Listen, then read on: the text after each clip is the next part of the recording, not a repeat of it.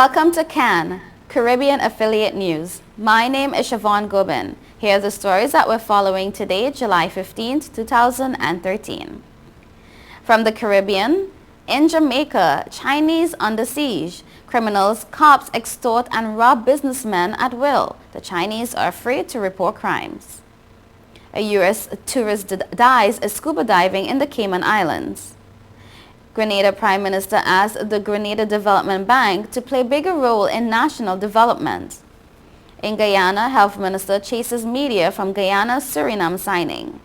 Details on these headlines and more when we return.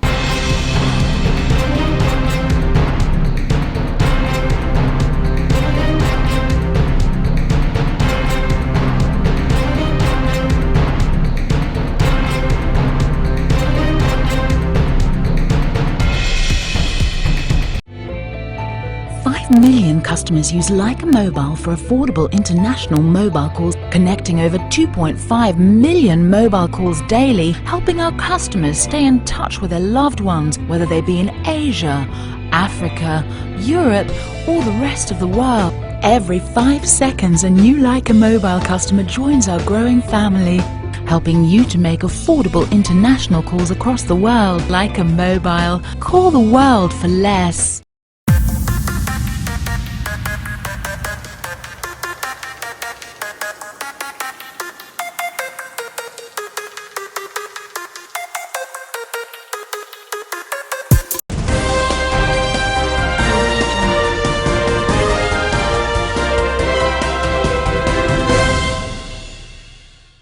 Welcome back to CAN, Caribbean Affiliate News. My name is Siobhan Gobin. This segment of the news is sponsored by Total Caribbean Network. The Chinese community in Jamaica is reeling under pressure from law enforcers and the lawbreakers.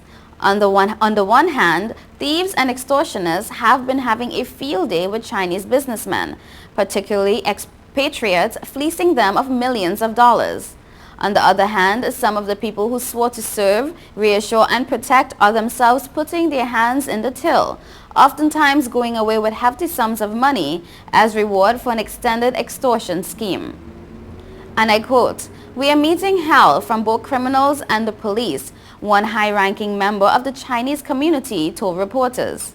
The Chinese are not talking publicly, believing that if they were to do so, their lives could be placed further at risk. But an investigation turned up cases of robberies against expatriate Chinese in recent weeks, 2 of them occurring in the upscale gated community of Long Mountain, Eastern St. Andrew.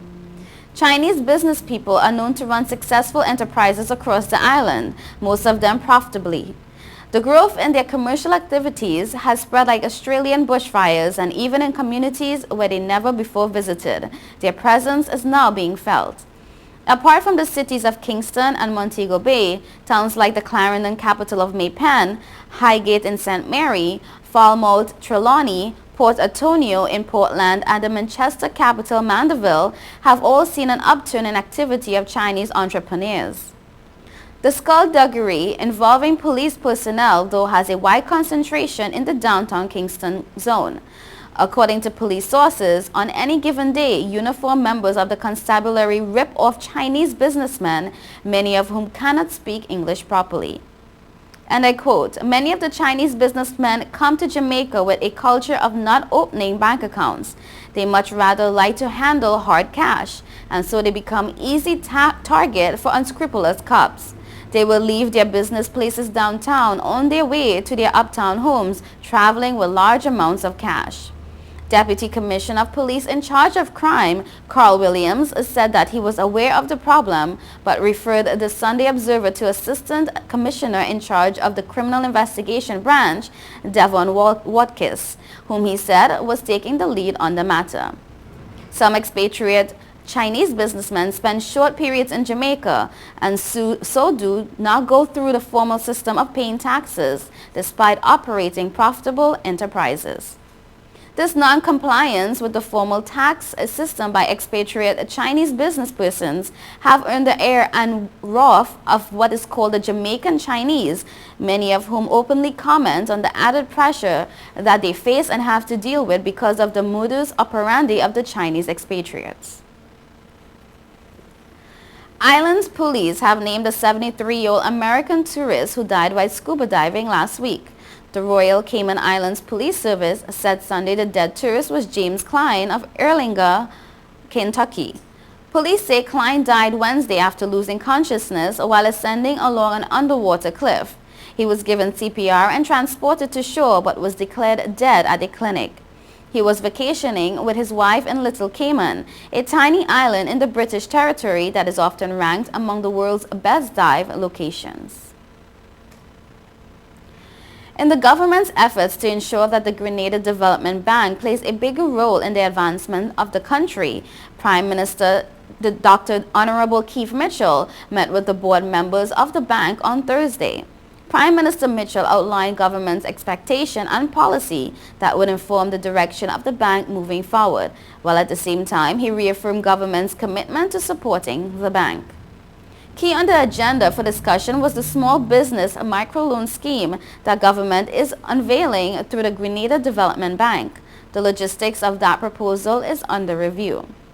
With regard to the CARICOM Development Fund facility that is to be channeled through the GDB, the proposal is to use much of the $3 million to fund initiatives in areas such as agro-processing, the development of information, communication technology, and energy conservation, with the rest of the funds used for other lending activities of the bank. The aim is to allocate the CARICOM Development Fund for both new and existing businesses. Another priority area is the government's support to poultry development, which it proposes to also channel through a facility within GDB. Currently, the amount to be made available to poultry farmers is in excess of $300,000. Prime Minister Mitchell emphasized his complete support to the Grenada Development Bank by helping to provide or mobilize resources that will ensure that GDB meets its commitments, thus strengthening the bank's role in national development. In Guyana, Health Minister Dr. Birry Ramsaran went into a rage yesterday and revoked an invitation to the media for which neither he nor his ministry was responsible. His only involvement or that of his ministry with respect to the engagement was the provision of transportation for the members of the media. In the end, 2 reporters from GINA, 2 from Guyana Times, 1 from MTV, 2 from NCN, and 1 from the Guyana Chronicle were kicked out by Ramsaran. On Friday, media outlets received an invitation from the CARICOM Secretariat to provide coverage of the signing of the declaration by the Ministers of Health of Guyana and Suriname. The venue for the signing was the Skeldon Gaisuko Sugar Estate Training Room in Berbice. Yesterday morning, a few media operatives showed up at the Ministry of Health in Georgetown and were transported to the CARICOM Annex at Turkian, where they were joined by other media operatives. 2 other Ministry of Health vehicles were there awaiting the delegation that included Suriname's Minister of Health, Dr. Michael Boekland, to make its way under police escort from the Princess Hotel Providence, East Bank, Demerara. When the minister was informed that the team made an emergency stop to facilitate a reporter getting something to eat, he became very upset and suggested that the vehicle go back to Georgetown. Not taking any chances, the team nevertheless proceeded to Skeldon, only to hear the minister's voice, "Take them back to Georgetown. I no longer want them here." Seconds later, the minister, with his hands in his pockets and clearly being upset, told the media that their presence was no longer needed and that they had a foreign minister and himself waiting for them while they decided to stop and dine. You are watching Caribbean Affiliate News. We will be right back.